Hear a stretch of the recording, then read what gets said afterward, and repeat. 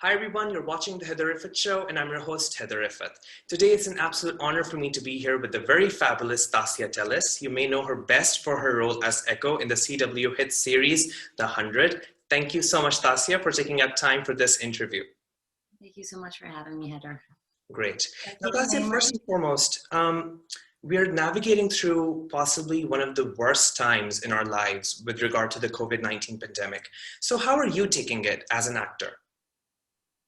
I mean, 2020, as we know, was a tough year for everybody. And there were some winners, I guess, like I think some people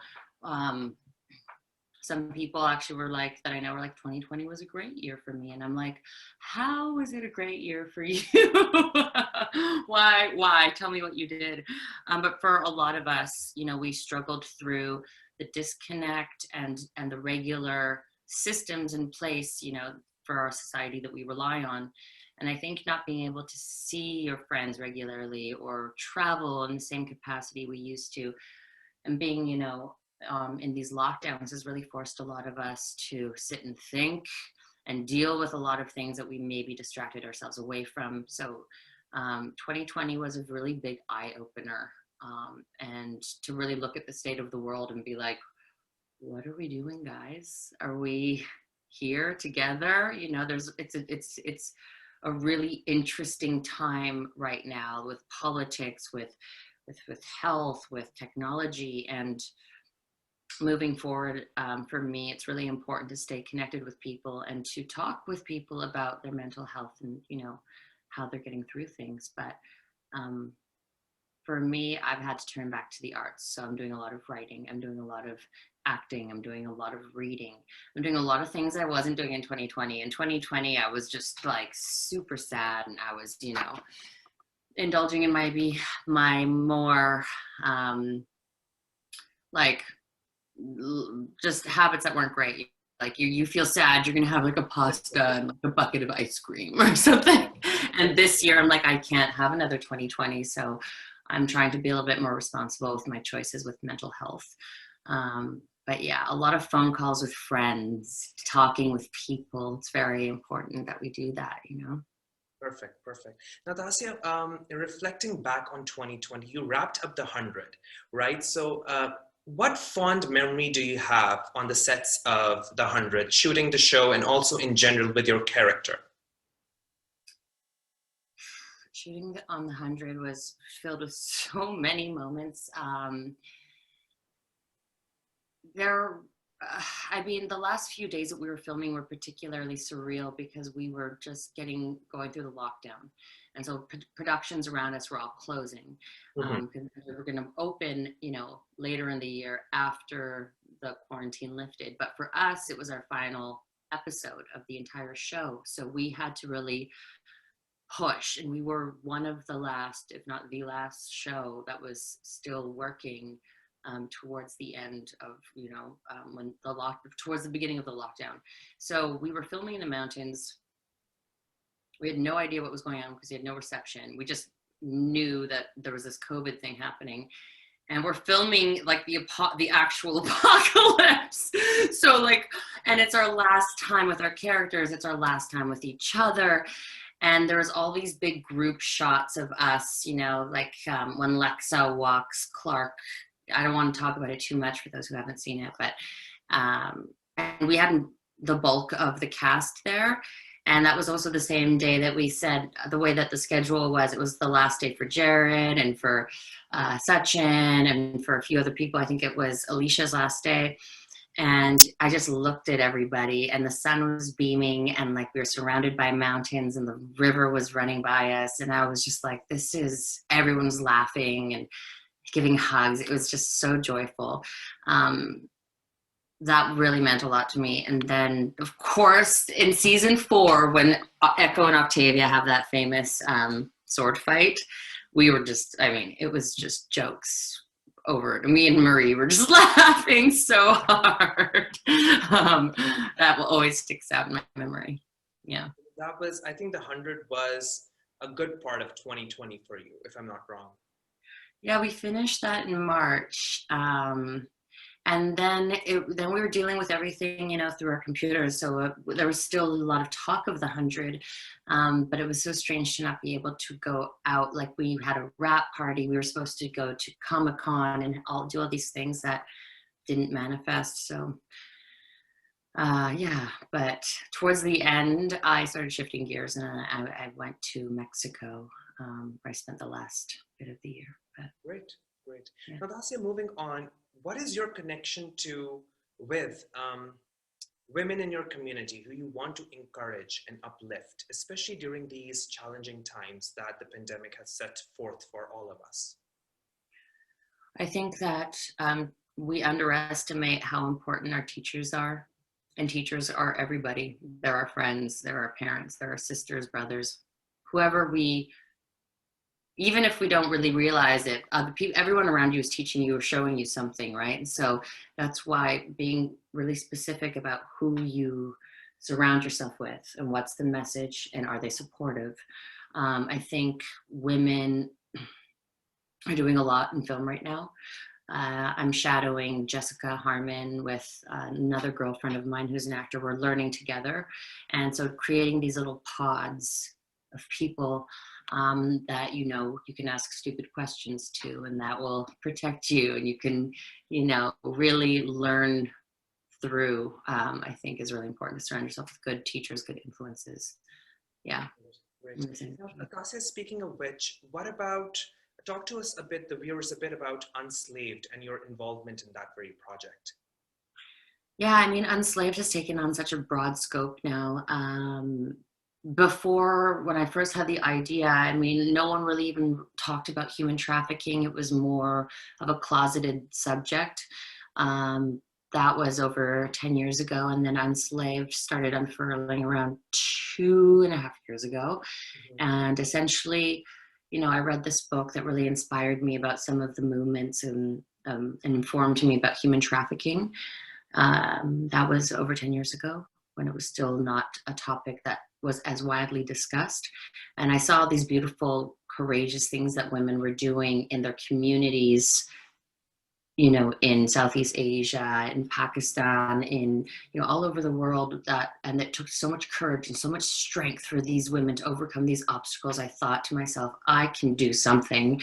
I can provide some support or relief for them. So Unslaved was a way of helping, the grassroots movement around the world that is happening by raising money for them and donating it, by selling bracelets that the Unslaved community designs together.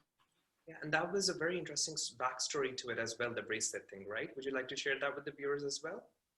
Which part of it, how the name Unslaved came to be, or the design of the bracelet? And how you can sell that basically just to earn more profit for basically the victims who have been marred by human trafficking. Yeah. So the idea is that there's a double dividend, like I think a lot of time that we feel really like we can't affect change in the world, or we can't do anything that will make a big difference at the end of the day, and so it kind of puts us into a state of like we're sleeping almost, like we kind of feel like there's not enough time in the day to go volunteer at the local YMCA, or whatever it is, to go volunteer or make positive influence in the world. But that's why I want to empower people and show people exactly what happens with their dollars. Like, not only are they helping design the bracelet with me and selling it, but the money, they get to see where the money goes, which is to the girls who are the victims of human trafficking. That's a really good initiative. Now, Tasya, moving on, you spoke earlier about mental health. So how important is the role of mental health in uplifting not just women, but also children? Women and children remain one of the most marginalized groups in the whole world as we know it.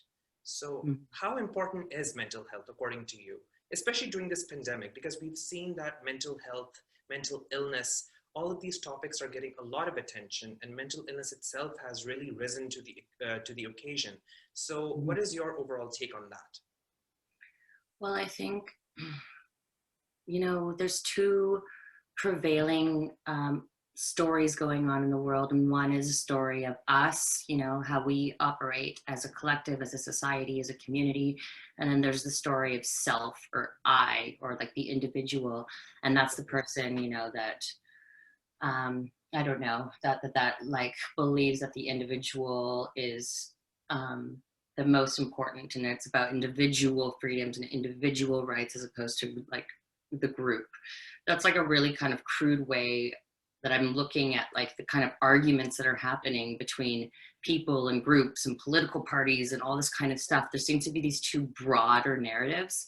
Exactly. And ultimately, I think that we see that when we are alone, the individual suffers. I think we are a species that is, you know, we're a social species, we're social animals. We need to be around each other. And even not like there's medicine in being touched, like not being able to touch, you know, even just like put your arm around a friend or hug somebody, it's really hurting us. And mental health, of course, and it's causing a lot of mental health issues. And how I feel about mental health, you know, the beauty of 2020 is it really showed us what we were doing to ourselves, and that mental health isn't something that only affects a small fraction of society. It affects all of us. We all need to have good mental health hygiene. It's like brushing your teeth. You don't meditate once or go see a therapist once and you're fine for the rest of your life. You know, you have to brush your teeth every night. It's a practice. How am I feeling today? You know, and then do you want to talk to or kiss someone who hasn't been brushing their teeth? You know, you stay away from those people. So it's about, you know, being softer with ourselves about mental health. And when we need to brush our teeth more often, we need to give ourselves space to, you know, read about mental health and understand ourselves. I think, you know, I've learned about myself, what works when I'm really anxious and what doesn't work when I'm really anxious, or how, you know, you have to actually try things. Whereas before I used to just turn on the TV, or I used to just eat a chocolate bar, or not really be curious about what was making me anxious. Now I'm a bit more curious and I try to like listen to myself a bit more. Yeah. Tasya, how big of an issue do you think ageism is in your line of work? I think it's a huge issue, you know. I think stories are made for a majority of a certain demographic of the population. And after that, you know, when the consumer dollar, you know, let's say for people who are older or whatnot, they're at the end of their life, it's not as a great, you know, investment perhaps, so they don't make tons of shows to speak to that demographic. They make it all for us when we're little youngsters and when we're, you know, in our teens and 20s and 30s. And so that's reflected, of course, in casting, because what stories are we telling? Who are they for? So that, you know, can say that your shelf life is only a certain amount of time, because then there's no more stories for you. But that's changing. Like there's so much that's changing right now because people are starting to talk about these problems. Now, moving past the 100, what is next for you in store? I've been talking to some people about doing some animation projects. So that was yesterday. And I would love to get into animation because animation is so much fun. And I also, you know, definitely am curious about directing. I've been writing. There's so many different facets to storytelling. I want to try them all. So, and of course, acting. Yeah. Acting wise, what kind of roles do you want to do going into the future? And what kind of roles do you really want to put on the back burner? That's a good question. I mean, I think that drama can be very heavy for your soul. You know, definitely after the 100, the speed at which we would film and the amount of times you're reacting to bombs or drama or very high intense situations, it affects your nervous system, you know? You really have to decompress after that. And so I walked away being like, I want to do comedy. I want to laugh all day on set, you know?